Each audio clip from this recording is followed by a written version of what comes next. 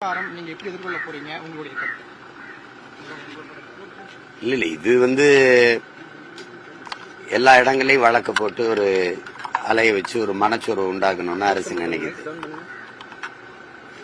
இதுக்கெல்லாம் சோர்வடைகிற ஆளான்னு முதல்ல நீங்க என்னை பார்க்கணும். நான் இது நிறைய பார்த்தாச்சு. இதுக்கெல்லாம் அச்சப்படுகிறவன் முதல்ல இந்த களத்துக்கே வரக்கூடாது. சரி, நீங்க எத்தனை வழக்கு வேணாலும் போடுங்க, எதிர்கொள்வோங்கிறதான். நாங்க இதையெல்லாம் ஒரே வழக்க ஒரு இடத்துல வச்சு விசாரிக்கணும். ஒரே காரணத்துக்காக போடப்பட்ட வழக்கு தானே. அது ஒரே இடத்துல ஒரே நீதிமன்றத்துக்கு அதை அனுப்பி ஒரே வழக்கா விசாரிங்க அப்படின்னு நம்ம போட்டிருக்கோம். அதுக்கடையில இந்த அழைப்பாணைகள் வந்து கொண்டே இருக்குது. அதை சரி வாங்கிக்கிற வேண்டியதான். நீங்க நேரில் ஆஜராகணும் அப்படின்னு தான் சம்மன் வருது.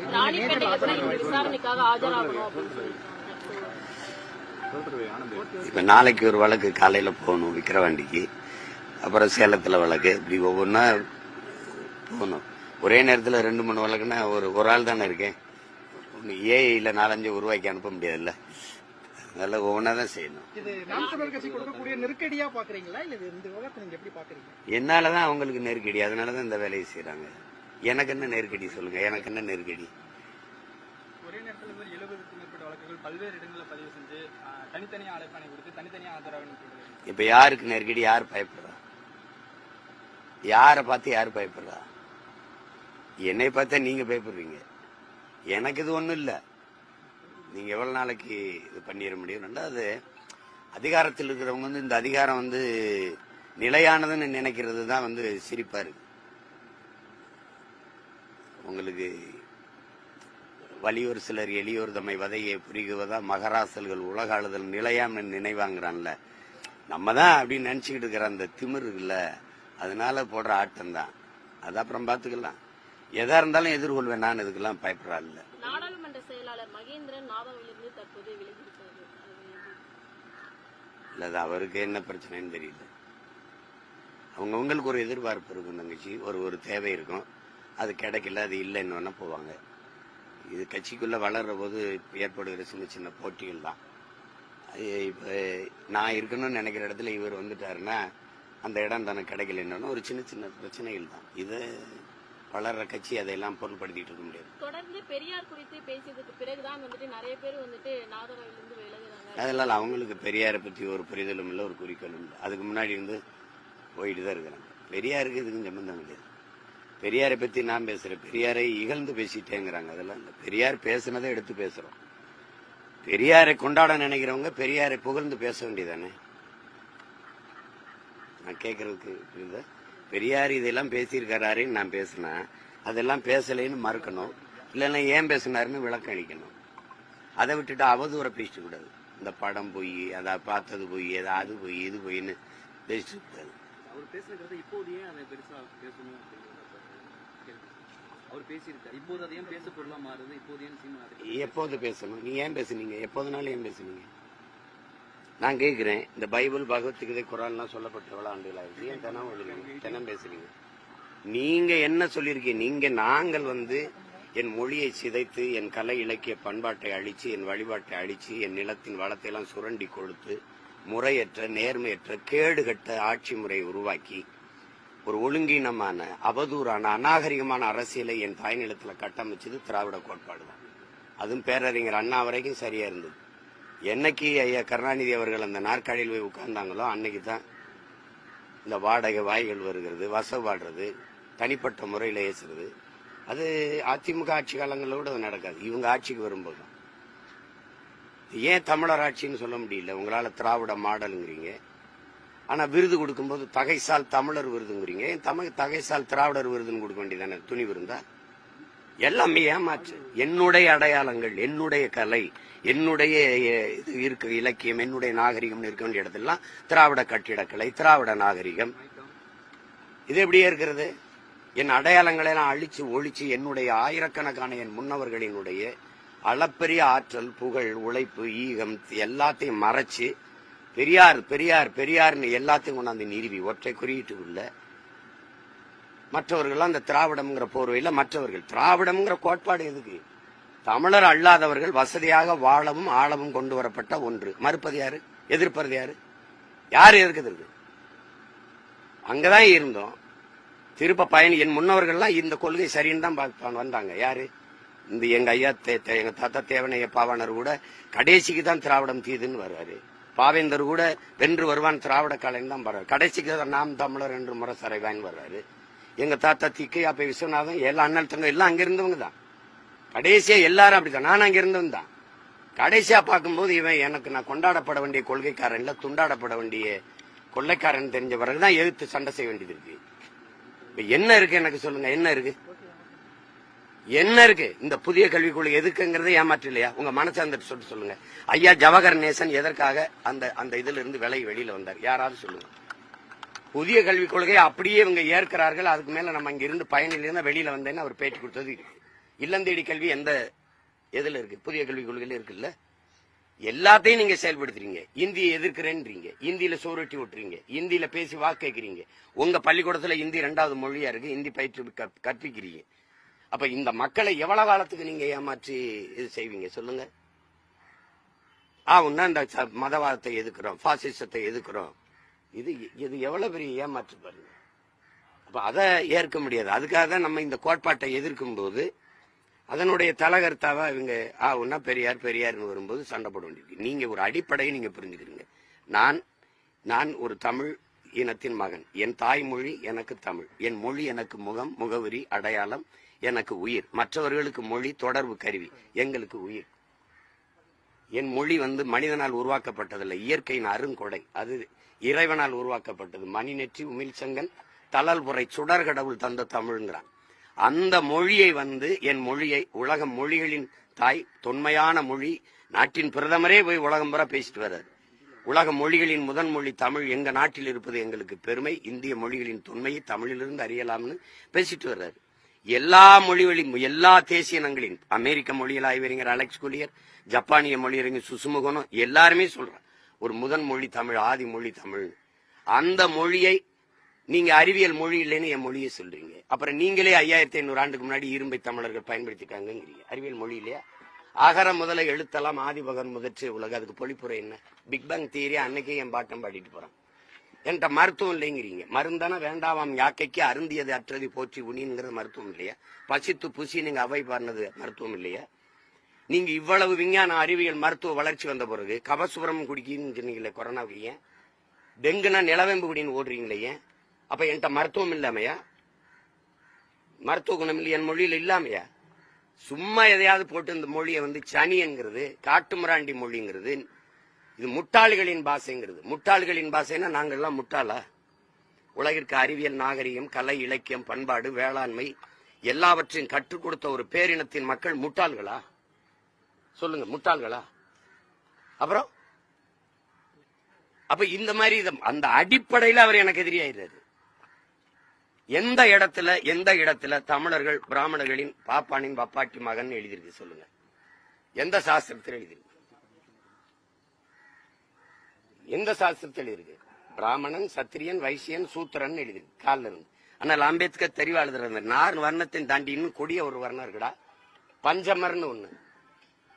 இந்த சூத்திரன்கிறது இந்தியா முழுமைக்கு, இந்த நிலப்பரப்பு முழுமைக்கு 75% 80 விழுக்காடு வரை சூத்திரன் இருக்கான். அது கன்னடத்திலும் இருக்கான், தெலுங்குல இருக்கான், மகாராஷ்டிரால இருக்கான், மராட்டியத்தில் இருக்கான், மலையாளத்தில் இருக்கான். ஆனா இதெல்லாம் இருக்கும்போது ஒன்னே தாசி மகன்ட்டான், ஒன்னே வேசி மகன்ட்டான், ஒன்னே வப்பாட்டி மகன்ட்டான் அப்படின்ற என்னைய மட்டும் சிறப்பா, என்னைய மட்டும் ஸ்பெசிபிக்கா மென்ஷன் பண்ண வேண்டிய தேவையா வருது? நீ யாரு முதல்ல? இங்க இத்தனை பேர் இருக்கிறீங்க. நீங்க தெலுங்கு இருக்கீங்க, கன்னடம் இருக்கிறீங்க, மலையாளி இருக்கிறீங்க, துளுவர் இருக்கிறீங்க, மராட்டி இருக்கிறீங்க, பீகார் இருக்கிறீங்க. எல்லாரையும் நிலத்தில் குவிந்து வாழும் போது நீ எங்கிருந்தோ வந்த ஒரு கன்னடர், உன் தாய்மொழி எது? தெலுங்கோ அல்லது கன்னடமோ. நீ இங்க உட்கார்ந்துக்கிட்டு என்னுடைய மொழியை, அதுல என்ன இருக்கு? அது ஒரு சனியை விட்டு ஒழி, அது முட்டாள்களின் மொழி, தமிழ் படிச்சா உனக்கு பிச்சை எடுக்கல இல்ல. இதெல்லாம் என்னது? அப்ப தெலுங்குல எல்லாம் இருக்கா? அப்ப கன்னடத்துல எல்லாம் இருக்கா? அப்ப மலையாளத்துல எல்லாம் இருக்கா? என்னது? உன் தமிழ் தாய் 3000 ஆண்டுகளா இருக்கிறாங்கிறீங்க. உன்னை படிக்க வச்சதுன்னா எங்க பாட்டன் வள்ளுவன், கம்பன், கபிலன் யாரு படிக்க வச்ச? நீங்களா? சேட்டை பண்ணிட்டு அலையக்கூடாது. பள்ளிக்கூடம் திறந்து பல்லாயிரக்கணக்கில் படிக்க வச்சாங்க என் தாத்தன் காமராஜ். படிக்க பிள்ளைகள் வரல, பசியோட இருந்த பாடம் மண்டையில் ஏறாதுன்னு மதிய உணவு திட்டம் போட்டு எல்லாருக்கும் சோறு போட்டான். கையேந்தி நின்னா அந்த மகன். தாளாளர்கள் எல்லாம் கொடை கொடுங்கன்னு. பெரியார் கொடுத்த ஒரு நன்கொடை சொல்லுங்க தம்பி, பெரியார் கொடுத்த ஒரு நன்கொடை சொல்லுங்க. இந்தாங்க காமராஜ், எல்லா கொடையாளரும் பணம் கொடுத்தான், அரிசியை மூட்டை மூட்டையா ஏத்தி விட்டான், விறகு கட்டுக்கட்டா ஏத்தி விட்டான். முடியாத தாய்மார்கள் வந்து சமைச்சு போட்டு போனாங்க. மக்கள் இயக்கமா மாத்தி பிள்ளைகளை படிக்க வச்சான். நீங்க கொடுத்த நன்கொடை ஒண்ணு சொல்லுங்க பாப்போம். ஏற்றதால் உருக்கூடாது, ஏழை பணக்காரன் உயர்ந்தவன் தாழ்ந்தவன் பாகுபாடு ஒரே மாதிரி சீருடை போட்டு படிக்க வச்சான் அந்த கிழவன். நீங்க அது இந்த நல்ல முயற்சி காமராஜ் செய்தது பாராட்டு ஏதாவது எழுதிருக்கீங்களா? சும்மா வாய்க்கு வந்த நான் தான் படிக்க வச்சேன், நான் தான் படிக்க. யார் நீ? எங்க படிக்க வச்ச? என்ன படிக்க வச்ச?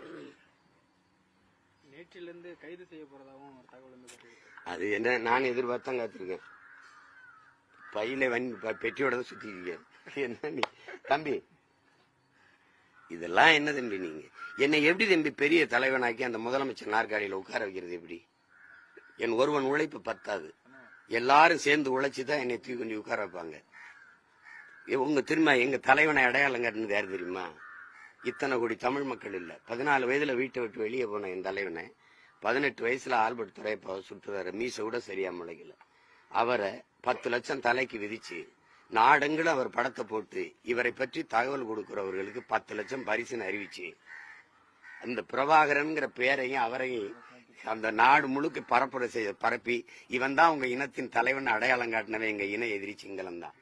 என்னைய 1.5 வருஷம் தொடர்ச்சியா சிறையில போட்டு போட்டு போட்டு சாதா படம் எடுத்துக்கிட்டு இருந்த பையனை கொண்டாந்து என்னை இந்த இடத்துல இறக்கி உறுதியா நில்டான்னு சொன்னது ஐயா கருணாநிதி தான். அதுக்கு நான் ரொம்ப நன்றி கடன் பட்டிருக்கேன். அது மேலும் ஒரு பங்கு என்னை வளர்க்கணும்ல, இன்னும் 2 மடங்கு வளர்த்து விடணும்ல. அப்ப என்னை சிறையில போட்டாதான் சரியா இருக்கும். இப்ப கூட படிக்க கொஞ்சம் நேரம் குறைவா இருக்கு. சிறையில போட்டா நல்லா படிக்கலாம், புரியுதா? இன்னும் கொஞ்சம் அறிவை விரிவு செய்துக்கிட்டு வரலாம். அதுக்கெல்லாம் பயப்படா இந்த இடத்துக்கு வர முடியுமா தம்பி? நன்றி நன்றி.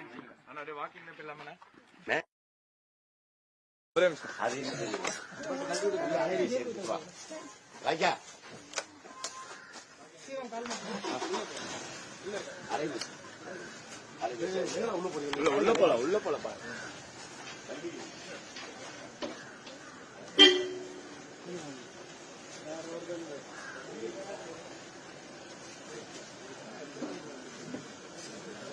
உள்ள எத்தனை வர கேமரா அப்படியே வைப்பாப்ல.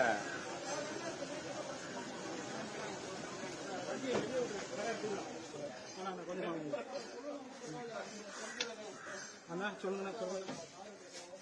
ஆமாண்ணா ஆமாண்ணா ஈரோடுல இருந்து.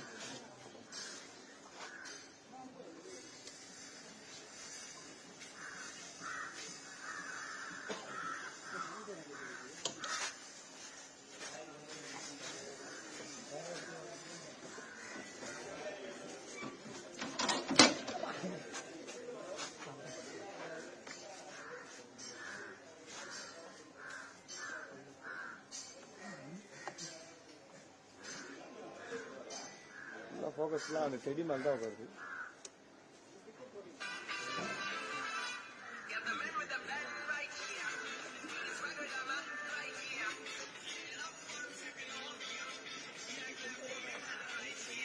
அப்பா வளர்த்துருப்பாப்ல. எடு என்ன இருக்குது? எடுக்கவா? எடு எடு. ஹலோ.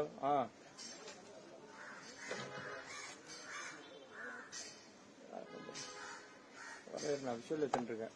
சூப்பரா.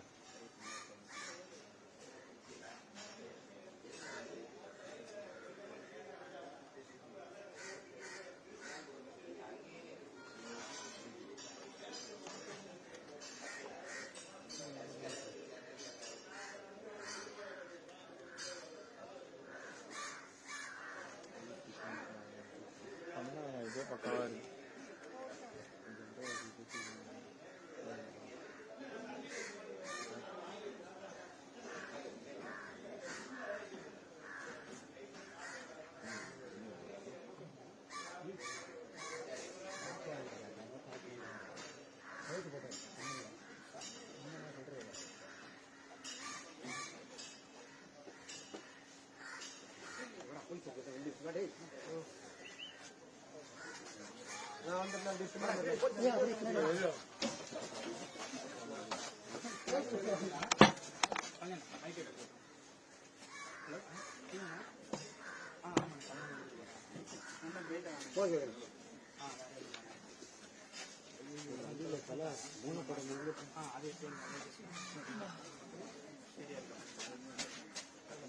கட்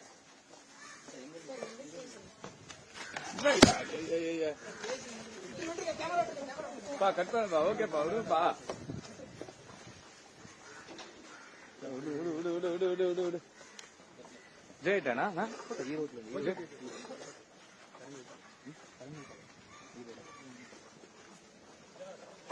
ரமேஷ் மைக்கு கைக்கு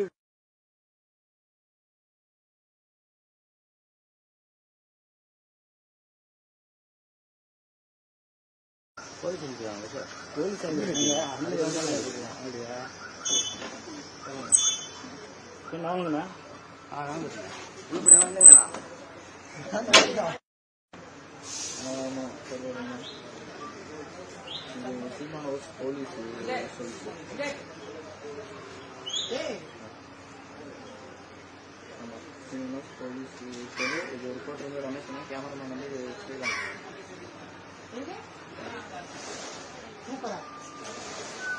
ஸ்ரீராமும்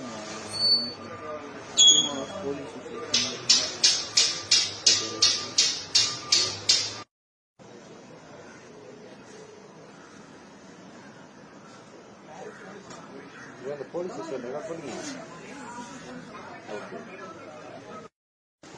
தெளிவா முன்னாடி போகாத.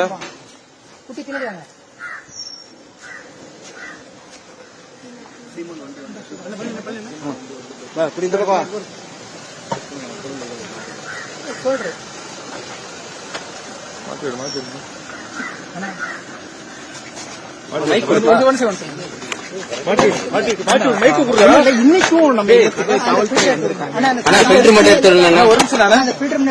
நம்ம ஒரு நிமிஷம்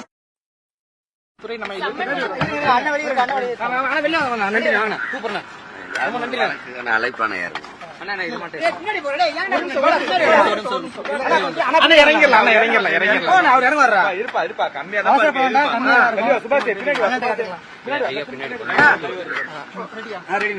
ஏற்கனவே வடலூர் அப்புறம் ராணிப்பேட்டில இருந்து உங்களுக்கு சம்மன் வந்திருக்கு. இந்த சூழல்ல இன்றைய தினமும் காவல்துறை வந்திருக்காங்க. ஈரோட்டில இருந்து காவல்துறை அடுத்தடுத்து சம்மன் வருது. அடுத்தடுத்த விவகாரம் நீங்க எப்படி எதிர்கொள்ள போறீங்க? உங்களுடைய கருத்து.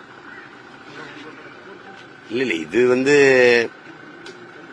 எல்லா இடங்களையும் வழக்கு போட்டு ஒரு அலைய வச்சு ஒரு மனச்சோர்வு உண்டாக்கணும்னு அரசு நினைக்குது. இதுக்கெல்லாம் சோர்வடைகிற ஆளான்னு முதல்ல நீங்க என்னை பார்க்கணும். நான் இது நிறைய பார்த்தாச்சு. இதுக்கெல்லாம் அச்சப்படுகிறவன் முதல்ல இந்த களத்துக்கே வரக்கூடாது. சரி, நீங்க எத்தனை வழக்கு வேணாலும் போடுங்க, எதிர்கொள்வோங்கிறதான். நாங்க இதையெல்லாம் ஒரே வழக்க ஒரு இடத்துல வச்சு விசாரிக்கணும். ஒரே காரணத்துக்காக போடப்பட்ட வழக்கு தானே. அது ஒரே இடத்துல ஒரே நீதிமன்றத்துக்கு அதை அனுப்பி ஒரே வழக்கா விசாரிங்க அப்படின்னு நம்ம போட்டிருக்கோம். அதுக்கடையில இந்த அழைப்பாணைகள் வந்து கொண்டே இருக்குது. அதை சரி வாங்கிக்கிற வேண்டியதுதான். நீங்க நேர்ல ஆஜராகணும் அப்படின்னு தான் சம்மன் வருது. விசாரணைக்காக ஆஜராகணும் அப்படின்னு இப்ப நாளைக்கு ஒரு வழக்கு காலையில போகணும் விக்கிரவாண்டிக்கு, அப்புறம் சேலத்துல வழக்கு, இப்படி ஒவ்வொன்னா போகணும். ஒரே நேரத்தில் 2-3 வழக்குன்னா ஒரு ஆள் தானே இருக்கேன். ஏஐல 4-5 உருவாக்கி அனுப்ப முடியாதுல்ல. அதனால ஒவ்வொன்னா தான் செய்யணும். இது நாம் தமிழர் கட்சி கொடுக்கக்கூடிய நெருக்கடியா பாக்குறீங்களா இல்ல இந்த விவகாரத்தை நீங்க எப்படி பாக்குறீங்க? என்னாலதான் அவங்களுக்கு நெருக்கடி, அதனாலதான் இந்த வேலையை செய்யறாங்க. எனக்கு என்ன நெருக்கடி சொல்லுங்க? எனக்கு என்ன நெருக்கடி? ஒரே நேரத்தில் 70க்கும் மேற்பட்ட வழக்குகள் பல்வேறு இடங்களில் பதிவு செஞ்சு தனித்தனியா அழைப்பாணை கொடுத்து தனித்தனியா ஆதரவு. இப்ப யாருக்கு நெருக்கடி? யார் பயப்படுறா? யாரை பார்த்து யார் பயப்படுறா? என்னை பார்த்தா நீங்க பயப்படுறீங்க. எனக்கு இது ஒண்ணும் இல்ல. நீங்க எவ்வளவு நாளைக்கு இது பண்ணிட முடியும்? ரெண்டாவது, அதிகாரத்தில் இருக்கிறவங்க வந்து இந்த அதிகாரம் வந்து நிலையானதுன்னு நினைக்கிறது தான் வந்து சிரிப்பா இருக்கு. உங்களுக்கு வலியோர் சிலர் எளியோர் தம்மை வதையை புரிகுவதா மகராசல்கள் உலக ஆளுதல் நிலையாம் நினைவாங்கிறான்ல. நம்ம தான் அப்படின்னு நினைச்சுக்கிட்டு இருக்கிற அந்த திமிர் இருக்குல்ல, அதனால போடுற ஆட்டம் தான். அது அப்புறம் பாத்துக்கலாம். எதா இருந்தாலும் எதிர்கொள்வேன். நான் இதுக்கெல்லாம் பயப்படுறா இல்ல. நாடாளுமன்ற செயலாளர் மகேந்திரன் நாடாவிலிருந்து தற்போது விலகியிருக்காரு. இல்ல, அது அவருக்கு என்ன பிரச்சனைன்னு தெரியல. அவங்களுக்கு ஒரு எதிர்பார்ப்பு இருக்கும் தங்கச்சி, ஒரு தேவை இருக்கும். அது கிடைக்கல, அது இல்லைன்னு போவாங்க. இது கட்சிக்குள்ள வளர்ற போது ஏற்படுகிற சின்ன சின்ன போட்டிகள் தான். இப்ப நான் இருக்கணும்னு நினைக்கிற இடத்துல இவர் வந்துட்டாருன்னா அந்த இடம் தனக்கு கிடைக்கலன்னு ஒரு சின்ன சின்ன பிரச்சனைகள் தான். இது வளர்ற கட்சி அதையெல்லாம் பொருள்படுத்திட்டு இருக்க முடியாது. தொடர்ந்து பெரியார் குறித்து பேசியதுக்கு பிறகுதான் வந்துட்டு நிறைய பேர் வந்துட்டு நாதரவிலிருந்து விலகுறாங்க. அதனால அவங்களுக்கு பெரியாரை பத்தி ஒரு புரிதலும் இல்லை, ஒரு குறிக்கோளும் இல்லை. அதுக்கு முன்னாடி இருந்து போயிட்டு தான் இருக்கிறாங்க. பெரியாருக்கு இதுக்கும் சம்பந்தம் கிடையாது. பெரியாரை பத்தி நான் பேசுறேன், பெரியாரை இகழ்ந்து பேசிட்டேங்கிறாங்க. அதெல்லாம் இல்லை. பெரியார் பேசுனதை எடுத்து பேசுறோம். பெரியாரை கொண்டாட நினைக்கிறவங்க பெரியாரை புகழ்ந்து பேச வேண்டியதானே. நான் கேட்கறதுக்கு புரியுதா? பெரியார் இதெல்லாம் பேசியிருக்காருன்னு நான் பேசினேன், அதெல்லாம் பேசலைன்னு மறுக்கணும், இல்லைன்னா ஏன் பேசினாருன்னு விளக்கம் அளிக்கணும். அதை விட்டுட்டு அவதூறை பேசிட்டு கூடாது. இந்த படம் போய் அதை பார்த்தது போய் அது போய் இது போயின்னு பேசிட்டு கூடாது. அவர் பேசுறது இப்போதையே அதை பெருசா பேசணும். அவர் பேசியிருக்காரு, இப்போது அதை ஏன் பேச பொருளா மாறுது? இப்போதையே எப்போது பேசணும்? நீ ஏன் பேசுனீங்க? எப்போதுனாலும் ஏன் பேசுனீங்க? நான் கேட்கிறேன், இந்த பைபிள் பகவத்கீதை குரான்லாம் சொல்லப்பட்ட எவ்வளவு ஆண்டுகள் ஆயிடுச்சு? ஏன் தினம் பேசுறீங்க? நீங்க என்ன சொல்லியிருக்கீங்க? நாங்கள் என் மொழியை சிதைத்து, என் கலை இலக்கிய பண்பாட்டை அழிச்சு, என் வழிபாட்டை அழிச்சு, என் நிலத்தின் வளத்தை எல்லாம் சுரண்டி கொழுத்து, முறையற்ற நேர்மையற்ற கேடுகட்ட ஆட்சி முறையை உருவாக்கி, ஒரு ஒழுங்கீனமான அவதூறான அநாகரிகமான அரசியலை என் தாய் நிலத்துல கட்டமைச்சது திராவிட கோட்பாடு தான். அதுவும் பேரறிஞர் அண்ணா வரைக்கும் சரியா இருந்தது. என்னைக்கு ஐயா கருணாநிதி அவர்கள் அந்த நாற்காலியில் போய் உட்கார்ந்தாங்களோ அன்னைக்கு தான் இந்த வாடகை வாய்கள் வருகிறது, வசப்பாடுறது, தனிப்பட்ட முறையில் ஏசுறது. அது அதிமுக ஆட்சி காலங்களோட அது நடக்காது. இவங்க ஆட்சிக்கு வரும்போது தான். ஏன் தமிழர் ஆட்சின்னு சொல்ல முடியல? உங்களால திராவிட மாடலுங்கிறீங்க, ஆனா விருது கொடுக்கும்போது தகைசால் தமிழர் விருதுங்கிறீங்க. தகைசால் திராவிடர் விருதுன்னு கொடுக்க வேண்டியதானே? துணி விருந்தா? எல்லாமே ஏமாற்று. என்னுடைய அடையாளங்கள், என்னுடைய கலை, என்னுடைய இருக்க இலக்கியம், என்னுடைய நாகரிகம் இருக்க வேண்டிய இடத்துலாம் திராவிட கட்டிடக்கலை, திராவிட நாகரிகம். இது எப்படியே இருக்கிறது? என் அடையாளங்களை எல்லாம் அழிச்சு ஒழிச்சு என்னுடைய ஆயிரக்கணக்கான என் முன்னவர்களினுடைய அளப்பெரிய ஆற்றல், புகழ், உழைப்பு, ஈகம் எல்லாத்தையும் மறைச்சு பெரியார் பெரியார் பெரியார்னு எல்லாத்தையும் கொண்டாந்து நிறுவி ஒற்றை குறியீட்டுக்குள்ள மற்றவர்கள் அந்த திராவிடம்ங்கிற போர்வையில மற்றவர்கள் திராவிடம்ங்கிற கோட்பாடு எதுக்கு? தமிழர் அல்லாதவர்கள் வசதியாக வாழவும் ஆளவும் கொண்டு வரப்பட்ட ஒன்று. மறுப்பது யாரு? எதிர்ப்பது யாரு? யாரு எதிர்க்கிறது? அங்கதான் இருந்தோம். திருப்ப பயணி என் முன்னவர்கள்லாம் இந்த கொள்கை சரின்னு தான் வந்தாங்க. யாரு? இந்த எங்க ஐயா எங்க தாத்தா தேவனைய பாவாணர் கூட கடைசிக்கு தான் திராவிடம் தீதுன்னு வர்றாரு. பாவேந்தர் கூட வென்று வருவான் திராவிட கலைன்னு தான் வர்றாரு. கடைசிக்கு நாம் தமிழர் என்று முரசறைவான் வர்றாரு. எங்க தாத்தா திக்கு அப்ப விஸ்வநாதன் எல்லா அண்ணல் தங்க எல்லாம் அங்க இருந்தவங்க தான். கடைசியா எல்லாரும் அப்படித்தான். நான் அங்க இருந்தவன் தான். கடைசியா பார்க்கும்போது இவன் எனக்கு நான் கொண்டாடப்பட வேண்டிய கொள்கைக்காரன் இல்ல, துண்டாடப்பட வேண்டிய கொள்ளைக்காரன் தெரிஞ்ச பிறகுதான் எதிர்த்து சண்டை செய்ய வேண்டியது இருக்கு. இப்ப என்ன இருக்கு எனக்கு சொல்லுங்க? என்ன இருக்கு? என்ன இருக்கு? இந்த புதிய கல்விக் கொள்கை எதுக்குங்கிறத ஏமாற்று இல்லையா? உங்க மனசார்ந்த சொல்லுங்க. ஐயா ஜவஹர் நேசன் எதற்காக அந்த இதுல இருந்து விலகி வெளியில வந்தார்? யாராவது சொல்லுங்க. புதிய கல்விக் கொள்கையை அப்படியே இவங்க ஏற்கிறார்கள். அதுக்கு மேல நம்ம இங்க இருந்து பயனிலிருந்து வெளியில வந்தேன்னு அவர் பேட்டி கொடுத்தது. இல்லந்தேடி கல்வி எந்த எதுல இருக்கு? புதிய கல்விக் கொள்கையில இருக்குல்ல. எல்லாத்தையும் நீங்க செயல்படுத்துறீங்க. இந்தியை எதிர்க்கிறேன்றீங்க, இந்தியில சோறுட்டி விட்டுறீங்க, இந்தியில பேசி வாக்கு கேட்கிறீங்க. உங்க பள்ளிக்கூடத்துல இந்தி 2வது மொழியா இருக்கு, இந்தி பயிற்று கற்பிக்கிறீங்க. அப்ப இந்த மக்களை எவ்வளவு காலத்துக்கு நீங்க ஏமாற்றி இது செய்வீங்க சொல்லுங்க? உன்னா இந்த மதவாதத்தை எதுக்குறோம், பாசிசத்தை எதுக்குறோம். இது எவ்வளவு பெரிய ஏமாற்று பாருங்க. அப்ப அதை ஏற்க முடியாது. அதுக்காக தான் நம்ம இந்த கோட்பாட்டை எதிர்க்கும் போது அதனுடைய தலகர்த்தாவா இவங்க உன்னா பெரியார் பெரியார்னு வரும்போது சண்டை போட வேண்டியிருக்கு. நீங்க ஒரு அடிப்படையை நீங்க புரிஞ்சுக்கிறீங்க. நான் ஒரு தமிழ் இனத்தின் மகன். என் தாய்மொழி எனக்கு தமிழ். என் மொழி எனக்கு முகம், முகவரி, அடையாளம், எனக்கு உயிர். மற்றவர்களுக்கு மொழி தொடர்பு கருவி, எங்களுக்கு உயிர். என் மொழி மனிதனால் உருவாக்கப்பட்டதில்லை, இயற்கையின் அருங்கொடை. அது இறைவனால் உருவாக்கப்பட்டது. மணிநெற்றி உமிழ்சங்கன் தளல் புரை சுடர் கடவுள் தந்த தமிழ்ங்கிறான். அந்த மொழியை என் மொழியை உலக மொழிகளின் தாய், தொன்மையான மொழி, நாட்டின் பிரதமரே போய் உலகம் பூரா பேசிட்டு வர்றாரு. உலக மொழிகளின் முதன் மொழி தமிழ், எங்க நாட்டில் இருப்பது எங்களுக்கு பெருமை, இந்திய மொழிகளின் தொன்மையை தமிழிலிருந்து அறியலாம்னு பேசிட்டு வர்றாரு. எல்லா மொழிகளின் எல்லா தேசிய இனங்களின், அமெரிக்க மொழியில் ஆய்வறிஞர் அலெக்ஸ் குலியர், ஜப்பானிய மொழியறிஞர் சுசுமுகனோ எல்லாருமே சொல்றாங்க ஒரு முதன் மொழி தமிழ், ஆதி மொழி தமிழ். அந்த மொழியை நீங்க அறிவியல் மொழி இல்லைன்னு என் மொழியை சொல்றீங்க. அப்புறம் நீங்களே 5500 ஆண்டுக்கு முன்னாடி இரும்பை தமிழர்கள் பயன்படுத்திட்டாங்கிறீங்க. அறிவியல் மொழி இல்லையா? அகர முதல எழுத்தலாம் ஆதிபகன் முதற்று உலக. அதுக்கு பொழிப்புரை என்ன? பிக் பேங் தியரி அன்னைக்கே என் பாட்டம் பாடிட்டு போறான். என்கிட்ட மருத்துவம் இல்லைங்கிறீங்க. மருந்தான வேண்டாவாம் யாக்கைக்கு அருந்தியது அற்றது போற்றி உனிங்கிறது மருத்துவம் இல்லையா? பசித்து புசி நீங்க அவை பாடினது மருத்துவம் இல்லையா? நீங்க இவ்வளவு விஞ்ஞான அறிவியல் மருத்துவ வளர்ச்சி வந்த பிறகு கபசுரம் குடிக்கின்னு சொன்னீங்களே கொரோனாவுக்கு, ஏன் டெங்குனா நிலவேம்பு குடின்னு ஓடுறீங்களே ஏன்? அப்ப என்கிட்ட மருத்துவம் இல்லாமையா? மருத்துவ குணம் இல்லை என் மொழியில இல்லாமையா? சும்மா எதையாவது போட்டு இந்த மொழியை சனி என்கிறது, காட்டுமிராண்டி மொழிங்கிறது, இது முட்டாள்களின் பாஷைங்கிறது. முட்டாள்களின் பாஷைன்னா நாங்கள்லாம் முட்டாளா? உலகிற்கு அறிவியல், நாகரிகம், கலை, இலக்கியம், பண்பாடு, வேளாண்மை எல்லாவற்றையும் கற்றுக் கொடுத்த ஒரு பேரினத்தின் மக்கள் முட்டாள்களா? சொல்லுங்க, முட்டாள்களா? அப்புறம் அப்ப இந்த மாதிரி அந்த அடிப்படையில் அவர் எனக்கு எதிரியாயிருந்தாரு. எந்த இடத்துல தமிழர்கள் பிராமணர்களின் பாப்பானின் பப்பாட்டி மகன் எழுதியிருக்கு சொல்லுங்க? எந்த சாஸ்திரத்தில் எழுதியிருக்கு? எந்த சாஸ்திரத்தில் இருக்கு? பிராமணன், சத்திரியன், வைசியன், சூத்திரன் எழுதியிருக்கு காலில் இருந்து.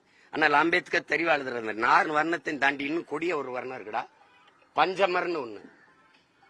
இந்த சூத்திரன்கிறது இந்தியா முழுமைக்கும், இந்த நிலப்பரப்பு முழுமைக்கு 75 80 விழுக்காடு வரை சூத்திரன் இருக்கான். அது கன்னடத்திலும் இருக்கான், தெலுங்குல இருக்கான், மகாராஷ்டிரால இருக்கு, மராட்டியத்தில் இருக்கான், மலையாளத்தில் இருக்கான். ஆனா இதெல்லாம் இருக்கும்போது ஒன்னே தாசி மகன்ட்டான், ஒன்னே வேசி மகன்ட்டான், ஒன்னே வப்பாட்டி மகன்ட்டான் அப்படின்ற என்னைய மட்டும் சிறப்பா, என்னைய மட்டும் ஸ்பெசிபிக்கா மென்ஷன் பண்ண வேண்டிய தேவையா வருது? நீ யாரு முதல்ல? இங்க இத்தனை பேர் இருக்கிறீங்க. நீங்க தெலுங்கு இருக்கீங்க, கன்னடம் இருக்கிறீங்க, மலையாளி இருக்கிறீங்க, துளுவர் இருக்கிறீங்க, மராட்டி இருக்கிறீங்க, பீகார் இருக்கிறீங்க. எல்லாரையும் நிலத்தில் குவிந்து வாழும் போது நீ எங்கிருந்தோ வந்த ஒரு கன்னடர், உன் தாய்மொழி எது? தெலுங்கோ அல்லது கன்னடமோ. நீ இங்க உட்கார்ந்துட்டு என்னுடைய மொழியை, அதுல என்ன இருக்கு? அது ஒரு சனியை விட்டு ஒழி, அது முட்டாள்களின் மொழி, தமிழ் படிச்சா உனக்கு பிச்சை எடுக்கல இல்ல. இதெல்லாம் என்னது? அப்ப தெலுங்குல எல்லாம் இருக்கா? அப்ப கன்னடத்துல எல்லாம் இருக்கா? அப்ப மலையாளத்துல எல்லாம் இருக்கா? என்னது? உன் தமிழ் தாய் 3000 ஆண்டுகளா இருக்கிறாங்கிறீங்க. உன்னை படிக்க வச்சேன்னா எங்க பாட்டன் வள்ளுவன், கம்பன், கபிலன் யார் படிக்க வச்ச? நீங்களா? சேட்டை பண்ணிட்டு அலையக்கூடாது. பள்ளிக்கூடம் திறந்து பல்லாயிரக்கணக்கில் படிக்க வச்சான் என் தாத்தன் காமராஜ். படிக்க பிள்ளைகள் வரல, பசியோட இருந்த பாடம் மண்டையில் ஏறாதுன்னு மதிய உணவு திட்டம் போட்டு எல்லாருக்கும் சோறு போட்டான். கையேந்தி நின்னா அந்த மகன். தாளாளர்கள் எல்லாம் கொடை கொடுங்கன்னு. பெரியார் கொடுத்த ஒரு நன்கொடை சொல்லுங்க தம்பி, பெரியார் கொடுத்த ஒரு நன்கொடை சொல்லுங்க. இந்தாங்க காமராஜ். எல்லா கொடையாளரும் பணம் கொடுத்தான், அரிசியை மூட்டை மூட்டையா ஏற்றி விட்டான், விறகு கட்டுக்கட்டா ஏற்றி விட்டான். முடியாத தாய்மார்கள் சமைச்சு போட்டு போனாங்க. மக்கள் இயக்கமா மாத்தி பிள்ளைகளை படிக்க வச்சான். நீங்க கொடுத்த நன்கொடை ஒண்ணு சொல்லுங்க பாப்போம். ஏற்றதால் உருக்கூடாது, ஏழை பணக்காரன், உயர்ந்தவன் தாழ்ந்தவன் பாகுபாடு ஒரே மாதிரி சீருடை போட்டு படிக்க வச்சான் அந்த கிழவன். நீங்க அது இந்த நல்ல முயற்சி காமராஜ் செய்தது பாராட்டு ஏதாவது எழுதிருக்கீங்களா? சும்மா வாய்க்கு வந்த நான் தான் படிக்க வச்சேன், நான் தான் படிக்க. யார் நீ? எங்க படிக்க வச்ச? என்ன படிக்க வச்ச? நேற்றிலிருந்து கைது செய்ய போறதாகவும் ஒரு தகவல் அது என்ன? நான் எதிர்பார்த்தான் காத்திருக்கேன். பையில பெட்டியோட சுத்தி இருக்கேன். என்ன நீ தம்பி? இதெல்லாம் என்ன தம்பி? நீங்க என்னை எப்படி தம்பி பெரிய தலைவனாக்கி அந்த முதலமைச்சர் நாற்காலியில உட்கார வைக்கிறது எப்படி? என் ஒருவன் உழைப்பு பத்தாது, எல்லாரும் சேர்ந்து உழைச்சுதான் என்னை தூக்கி கொண்டு உட்கார வைப்பாங்க. உங்க திரும்ப எங்க தலைவனை அடையாளங்க இருந்தது யாரு தெரியுமா? இத்தனை கோடி தமிழ் மக்கள் இல்ல. 14 வயதுல வீட்டை விட்டு வெளியே போன என் தலைவனை 18 வயசுல ஆல்பர்ட் துரைப்பா சுற்றுறாரு, மீசை கூட சரியா முளைக்கல. அவரை 10 லட்சம் தலைக்கு விதிச்சு நாடெங்கிலும் அவர் படத்தை போட்டு இவரை பற்றி தகவல் கொடுக்கிறவர்களுக்கு 10 லட்சம் பரிசுன்னு அறிவிச்சு அந்த பிரபாகரன்கிற பேரையும் அவரையும் அந்த நாடு முழுக்க பரப்பி இவன் தான் உங்க இனத்தின் தலைவன் அடையாளம் காட்டினவன் எங்க இன எதிரி சிங்களம் தான். என்னைய 1.5 வருஷம் தொடர்ச்சியா சிறையில போட்டு சாதா படம் எடுத்துக்கிட்டு இருந்த பையனை கொண்டாந்து என்னை இந்த இடத்துல இறக்கி உறுதியா நில்டான்னு சொன்னது ஐயா கருணாநிதி தான். அதுக்கு நான் ரொம்ப நன்றி கடன் பட்டிருக்கேன். அது மேலும் ஒரு பங்கு என்னை வளர்க்கணும்ல, இன்னும் 2 மடங்கு வளர்த்து விடணும்ல. அப்ப என்னை சிறையில போட்டாதான் சரியா இருக்கும். இப்ப கூட படிக்க கொஞ்சம் நேரம் குறைவா இருக்கு, சிறையில போட்டா நல்லா படிக்கலாம். புரியுதா? இன்னும் கொஞ்சம் அறிவை விரிவு செய்துக்கிட்டு வரலாம். அதுக்கெல்லாம் பயப்பட்டு இந்த இடத்துக்கு வர முடியுமா தம்பி? நன்றி.